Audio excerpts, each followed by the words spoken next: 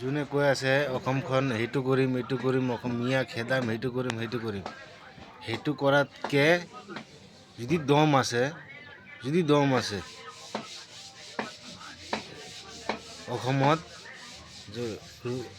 কামাব নোৱাৰে এনেই বহি আছে সিহঁতক কাম কাজৰ সুবিধা দিব লাগে যদি পাৰ। 1 নম্বৰ কথা। 2 নম্বৰ কথা, 4জন যে বেংগলোৰত মৰিছে অসমত কাম থাকিলে বাহিৰত মৰিলে হয় নেকি? নমৰিলে হয়। খালি হিন্দু মুসলিম মিয়া খেদা মিয়া বাংলাদেশি। আৰে বাংলাদেশি যোন আছে খেদিব মানা কৰা নাই। আমাৰ ভাই বন্ধু যে কিমান বহি আছে, কাম নাই সেইটো নাই, মা দেউতাক পালিব নোৱাৰে, নিজে খাব নোৱাৰে, কেইটামান পইচাৰ কাৰণে বেংগলোৰত গৈ 4জন মৰি গ'ল। কিয় কাৰণে মৰি গ'ল? আমাৰ অসমখনত একো নাথাকাৰ কাৰণে মৰিছে সিহঁতে গৈ।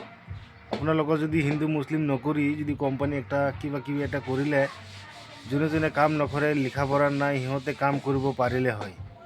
চেন্নাই বেংগলোৰ বাহিৰৰ দেশত কিয় কাম কৰিব লাগে? আপোনালোকে সেইটো কৰিব নোৱাৰে নেকি?